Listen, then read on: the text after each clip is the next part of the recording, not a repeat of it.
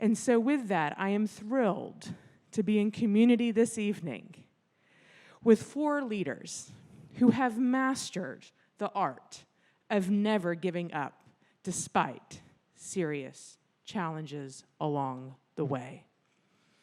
We have with us this evening our first storyteller, Dr. Noe Romo, who is Director of Pediatrics Inpatient Service and the Medical Director of the Stand Up to Violence program at NYC Health and Jacobi Albert Einstein College of Medicine. So without further ado, I'd like to welcome Dr. Noe Romo.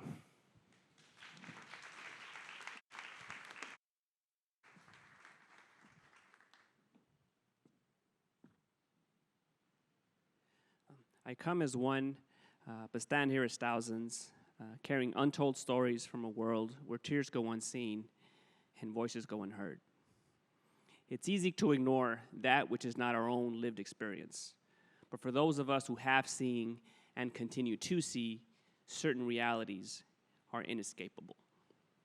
We continue to accept the leading cause of childhood death to be the preventable cause of gun violence. This unfortunate reality is evident in the New York City borough of the Bronx, where I work as a pediatric hospitalist to care for hospitalized children and also help direct our hospital's violence intervention program. The human cost of violent trauma is personified when I am tasked with telling a mother that her child has died from homicide. There is nothing to prepare you for what to say in that situation. Or perhaps the best advice I ever received came from my late grandmother, who would always say, when a woman loses a husband, they call her a widow. When a child loses a mother, they call him an orphan. But when a mother loses a child, there is just no name for that. There is no existing label for a pain that was never meant to be felt. Yet, in those instances when I say the words, "I'm sorry, Mom, your son has died," my abuela's words resonate evermore. The reaction is always the same. There's a characteristic gasp, followed by a brief silence, and a characteristic scream that can only be described as maybe what it sounds like when angels cry.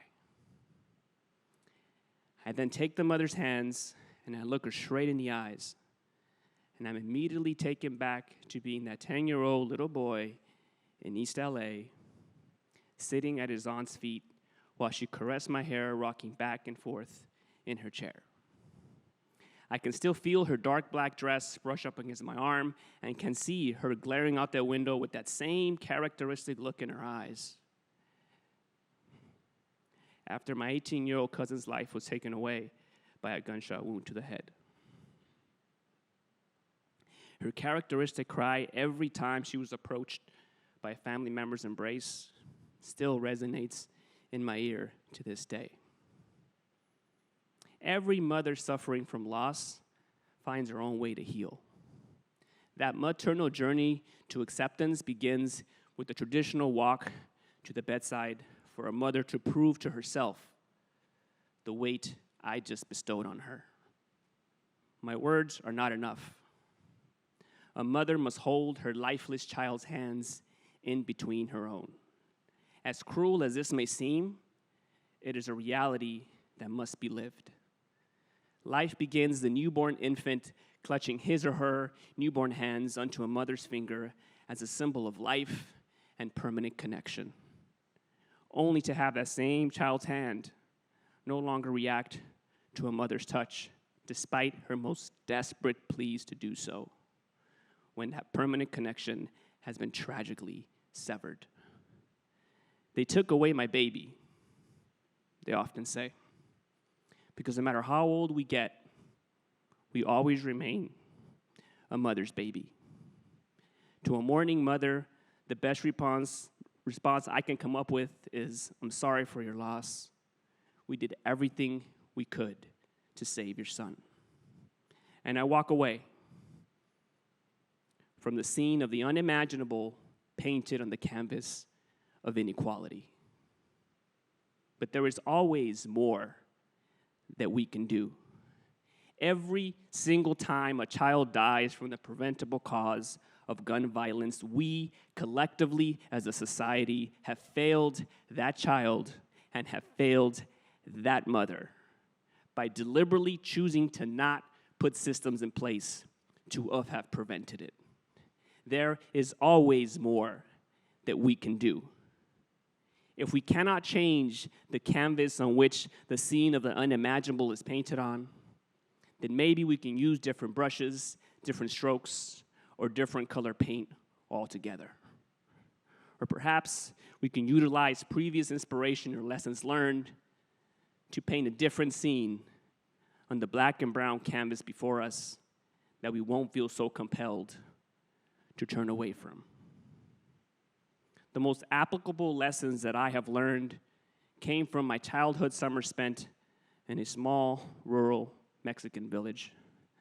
There, I worked the land alongside my grandfather using the ancient indigenous technique of milpa, where I trailed behind the mule-driven plow, creating rows in the soil, and reached into my morral or sack to drop seeds of corn onto the soil below. We worked throughout the day until my grandfather's land was transformed into a collection of symmetrical rows of brown soil, awaiting prayers of rain to nurture our labor.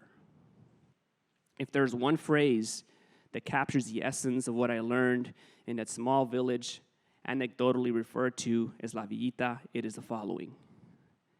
En tierra cualquiera, con agua adecuada y sol suficiente, lo verde crece, which translates into, on any given soil, with adequate water and sufficient sun, the green will grow. I may not have been blessed with the richest of soil, growing up in East LA amidst the complexity of urban poverty and violence, but I was blessed with just enough rain and sun to get me through some significant seasons of drought. And now I've been given the opportunity to help prevent other mothers like my aunt from being bestowed upon the unimaginable label of loss that shall never be named. And I continue to commit myself to finding innovative ways to ensuring others are given adequate sun and sufficient water to grow, perhaps painting a different scene on the canvas of hope. The plow may take on a different form these days, and the land may be ever so distant from that worked alongside my grandfather, but the goal remains the same.